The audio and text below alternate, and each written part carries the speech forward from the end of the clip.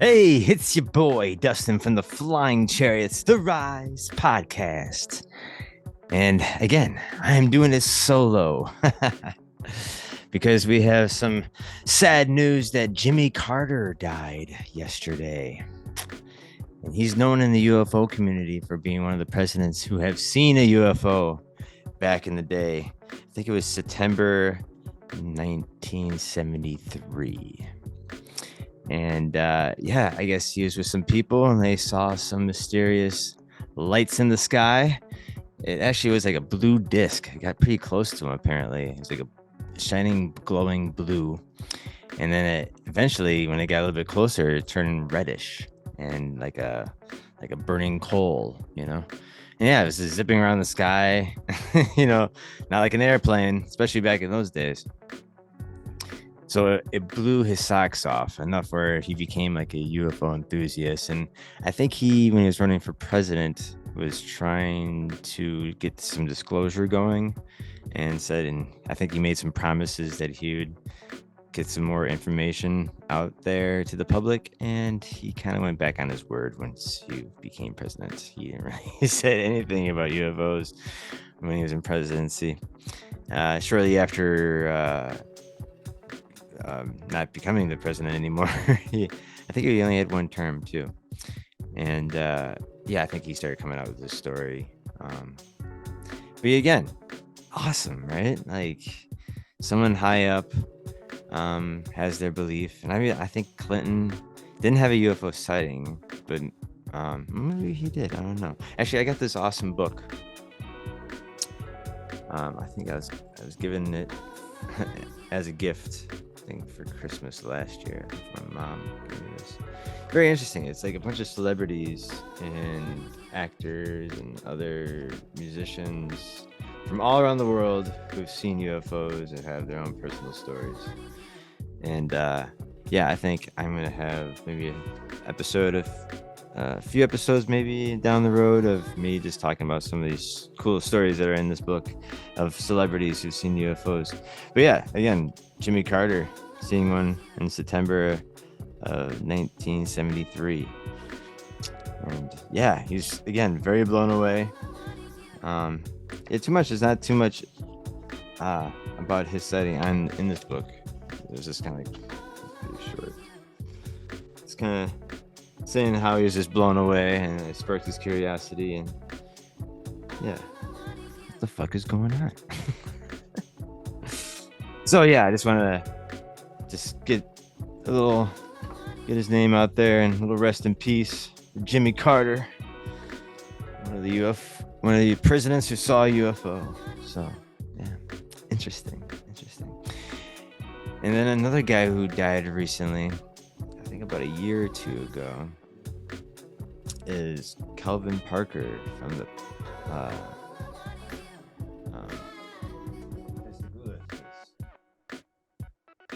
out in Mississippi, Pascagoula, Mississippi. And here, so I got these in an auction, and I was very lucky.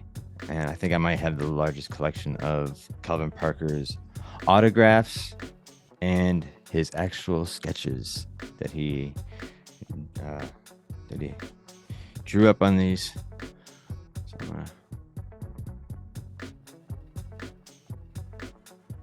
now that he's dead, these are worth a shit ton of money. All the pictures that you see in here are autographed. Some actually have the actual drawings that he did.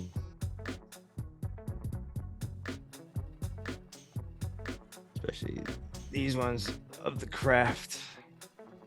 And the little like alien emoji of the kind of robotic ETs that picked them up. Very awesome case. And I just like to show it off because it's awesome. There's my other UFO photographs. But again, yeah, what the fuck? Yeah, this story is so good. So the people who don't know this story, these guys are co-workers, Charles Hicks and Calvin Parker. I think he was 19 at the time. Yeah, they're his coworkers, and they wanted to go fishing after work, and it was like getting dark out, and they noticed a blue light behind them, and they thought it was the police. So they turned around and they noticed it was like an egg-shaped UFO with a blue glow around it, and 3 robotic claw-like ETs came out of them, and they were floating off the ground about a foot, just gliding towards them, and they were just in shock. They're like, what the fuck? Until one of them grabbed Calvin Parker and injected him with something where it like froze his body, but he was still very conscious of what was going on. And then took Charles Hicks with them, and they went into this egg-shaped UFO and had experiments happen to them. And they were just blown away and totally shocked when this shit was happening to them. But it was a female ET that was interacting with them too. So it was like those robotic ETs were like the minions, or just kind of the helpers, robotic helpers for this woman that was human-like. And it was just doing bizarre shit to them, telling that they were going to be okay. And sure enough, they were okay after they got dropped off. But just psychologically, we're not okay. They went to the police and told their story, and the police were just not believing their story until they put a voice recorder in the interrogation room with them, hidden, by the way, not knowing that there was in there. And they were just going to try to see if these guys were trying to trick the police on their crazy, wild story. And then it was more captivating that these guys were just more terrified out of their fucking minds. Like, Calvin Parker was just trying to call the walls, and he's like, I can't believe what the fuck is going on, you know? So it kind of scared the cops even more in this story.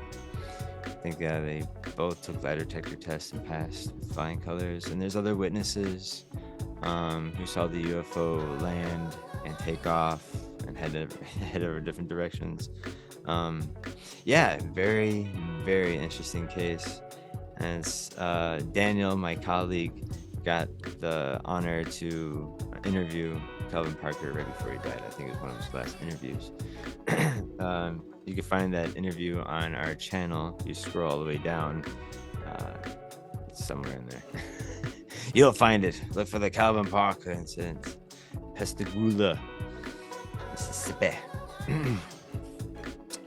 But yeah, that happened in 1973, October 11th. So, again, one of my favorite stories and cases, and the fact that I have a bunch of his autographs and drawings, very happy to have, and I will cherish until the day I die.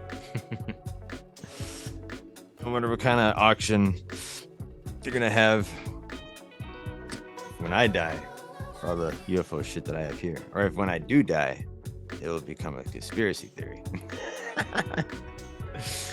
Either the men in black took me out, or the government kidnapped me and just disappeared, or who knows? They might find me dead in a bizarre way here. Knock on wood. I don't mean to scare nobody. I don't mean to scare myself, for God's sake. Jesus Christ.